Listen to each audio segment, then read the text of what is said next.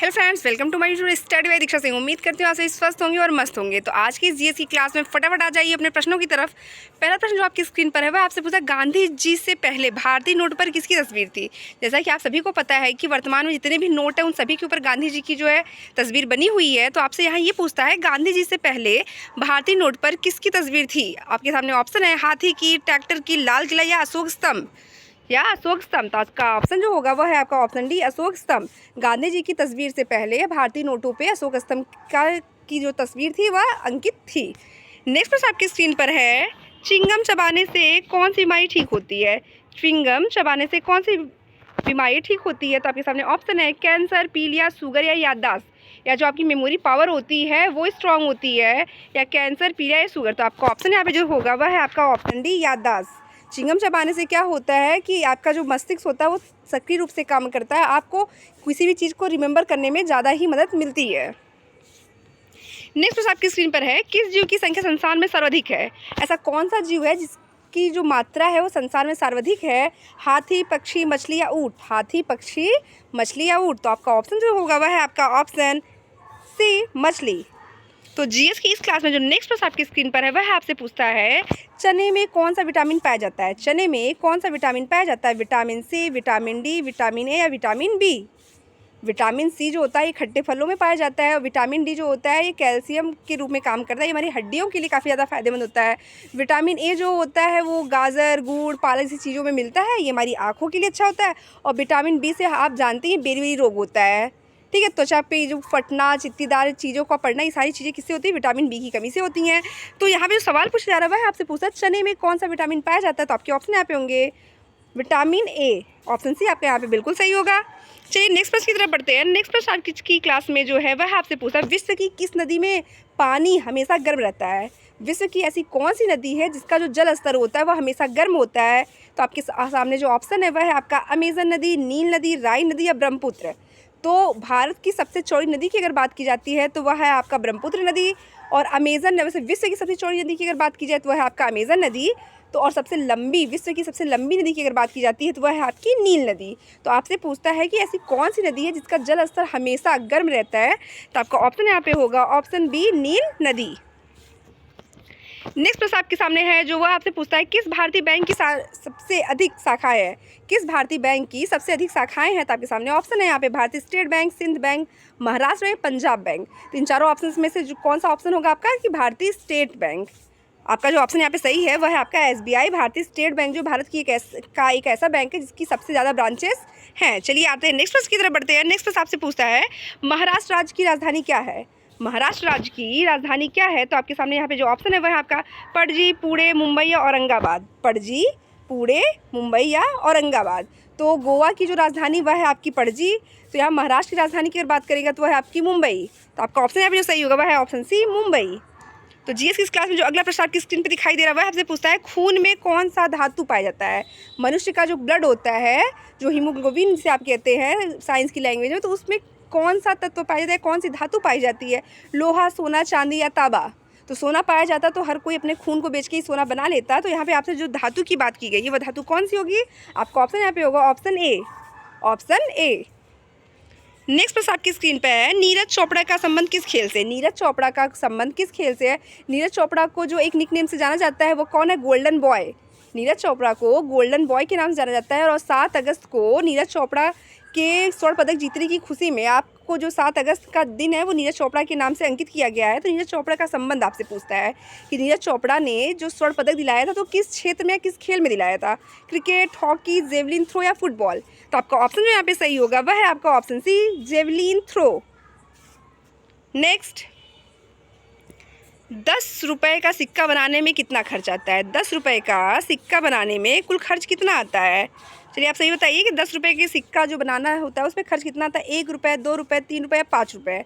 तो आप सभी से इसके पहले मैं यहाँ पे एक हम्बल रिक्वेस्ट करना चाहती हूँ, प्लीज़ अगर आप मेरे चैनल पे नए हैं तो मेरे वीडियो को लाइक और मेरे चैनल को सब्सक्राइब करिए। और सब्सक्राइब करने के साथ साथ ही आप बेल आइकन को क्लिक करिए ताकि ऐसे लेटेस्ट और धमाकेदार प्रश्न जो आपके दिमाग को हिला दे ये आपको देखने के लिए हमेशा मिलता रहे। क्योंकि जीके एक ऐसी चीज़ होती है जिसको आप बार बार पढ़ने से क्या होता है, आपकी मेमोरी पावर जो होती है काफ़ी स्ट्रॉन्ग होती है और चीज़ों को आप ज़्यादा कैप्चर करते हैं। तो चलिए फ्रेंड्स, बिना टाइम वेस्ट करते आते हैं इस प्रश्न की तरफ कि 10 रुपये का सिक्का बनाने में कितना खर्च लगता है। तो आपका ऑप्शन यहाँ पे जो सही है वह है आपका ऑप्शन सी, 3 रुपये। नेक्स्ट प्रश्न आपकी स्क्रीन पर है, भारत के किस राज्य को कोयले का भंडार कहा जाता है? भारत का ऐसा कौन सा राज्य है जिसे कोयले का भंडार कहा जाता है? उड़ीसा, झारखंड, गुजरात या राजस्थान? तो फटाफट आप जीके की क्लास का फटाफट जवाब दीजिए कि भारत के किस राज्य को कोयले का भंडार कहा जाता है? उड़ीसा, झारखंड, गुजरात या राजस्थान? आपका ऑप्शन यहाँ पे सही होगा, ऑप्शन बी झारखंड। नेक्स्ट प्रश्न आपकी स्क्रीन पर है, दुनिया में सबसे तेज दौड़ने वाला जानवर कौन सा है? दुनिया में सबसे तेज दौड़ने वाला जानवर कौन सा है? हिरन, घोड़ा, बाघ या चीता? दुनिया में सबसे तेज दौड़ने वाले जानवर की यहाँ पे अगर बात की जाए तो कौन सा आपका, तो आपका ऑप्शन यहाँ पे क्या होगा, ऑप्शन डी चीता। नेक्स्ट प्रश्न आपकी स्क्रीन पर है, भारत में पहली बार जनता कर्फ्यू कब लगा था? तो जनता कर्फ्यू की बात करें तो ये आपके कोविड से रिलेटेड है। तो क्योंकि जब कोविड आया था उसी दौरान जो है आपके देश में जो है जनता कर्फ्यू लगा हुआ था, जिसके दौरान लोगों को कई महीनों तक अपने घरों में कैद कर दिया गया था। तो क्योंकि उनको बस ज़रूरत की चीज़ों के लिए बाहर निकलना पड़ता। तो आपसे यहाँ पे पूछ रहा है ये क्वेश्चन कि भारत में पहली बार जनता कर्फ्यू कब लगा था? तो जब लगा था तब तो आपको याद रहा होगा, आप चीज़ों को आप भूल चुके हैं। चलिए फटाफट आपसे हम यहाँ पे रिमाइंडर कर देते हैं, 22 मार्च 2020 को, 23 मार्च 2021, 25 मार्च 2019 या 20 मार्च 2022 को। तो जनता कर्फ्यू की अगर यहाँ पे बात की जाए तो यह है आपका ऑप्शन ए 22 मार्च 2020 को। नेक्स्ट प्रश्न आपकी स्क्रीन पर है, फिरोज शाह कोटला क्रिकेट स्टेडियम कहाँ स्थित है? फिरोज शाह कोटला क्रिकेट स्टेडियम कहाँ स्थित है? मुंबई, कोलकाता, चेन्नई या नई दिल्ली? मुंबई, कोलकाता, चेन्नई या नई दिल्ली? तो आपका ऑप्शन जो यहाँ पे सही होगा वह है आपका ऑप्शन डी चेन्नई। चलिए फटाफट आप लोगों से मैं रिक्वेस्ट फिर से करना चाहती हूँ, प्लीज़ अगर आप मेरे चैनल पे नए हैं तो प्लीज़ मेरे वीडियो को आप लाइक कर दीजिए, मेरे चैनल को सब्सक्राइब कर दीजिए, और साथ ही अगर आप मेरे चैनल पे पुराने हैं तो प्लीज़ फ्रेंड आप मेरे वीडियो को अधिक से अधिक शेयर कर दीजिए। Thank you. आते हैं नेक्स्ट प्रश्न की तरफ। नेक्स्ट प्रश्न आपकी स्क्रीन पर है, भारत का कौन सा ऐसा राज्य है, भारत का कौन सा ऐसा राज्य है जो अंग्रेजों का गुलाम नहीं हुआ था? केरल, सिक्किम, गोवा या महाराष्ट्र? भारत का ऐसा कौन सा राज्य है जो कभी भी अंग्रेजों का गुलाम नहीं हुआ था? उसके पहले आप सभी आप मुझे फटाफट बताइए कि यहाँ पे जितने राज्य दिए गए हैं उन सभी की राजधानियाँ क्या है? केरल की राजधानी क्या है? तो तिरुवनंतपुरम है। सिक्किम गंगटोक, गोवा पणजी, महाराष्ट्र आपका मुंबई। चलिए मैं फटाक से फिर से रिपीट कर देना चाहती हूँ, केरल की राजधानी अगर आपसे पूछता है तो तिरुवनंतपुरम, सिक्किम की बात करें तो गंगटोक, गोवा पणजी और महाराष्ट्र आपका क्या होगा, मुंबई। तो कौन सा ऐसा राज्य है जो अंग्रेजों का गुलाम कभी नहीं हुआ था? तो ये क्या है आपका option C, option C. Next आपसे पूछता है, उत्तर प्रदेश की राजकीय मिठाई या जिसे आप राष्ट्रीय मिठाई के नाम से जानते हो कौन सी है? लड्डू, जलेबी, समोसे या रसगुल्ले? तो उत्तर प्रदेश की राजकीय मिठाई कौन सी है? तो आपका उत्तर यहाँ पे होगा, सबसे टेढ़ी मेढ़ी चीज़ क्या होती है, ऑप्शन बी जलेबी।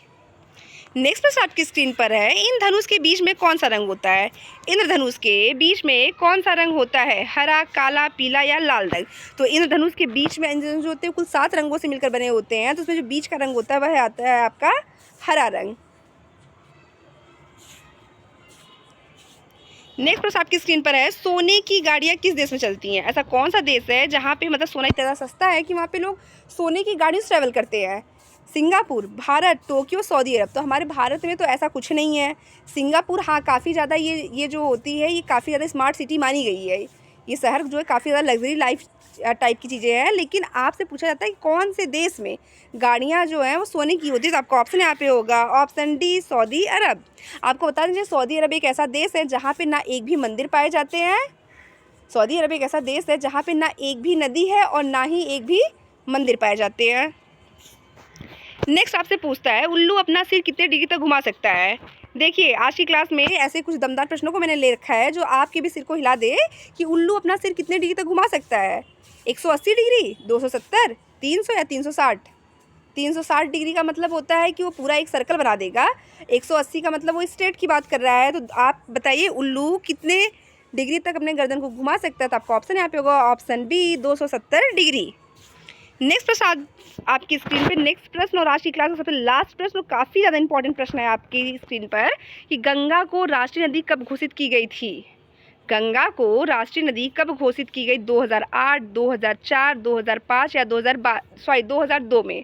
तो फटाफट आप सभी लोग मेरे जो चैनल को सब्सक्राइब कर लीजिए और इसका जो ऑप्शन है वह है आपका क्या होगा, 2008 या 2002 में से क्या होगा? 2008। गंगा नदी को राष्ट्रीय नदी कब घोषित किया गया? 2008 में। तो आज की क्लास में बस इतना ही, मिलते हैं ऐसे ही लेटेस्ट प्रश्नों के साथ आपको नेक्स्ट क्लास में।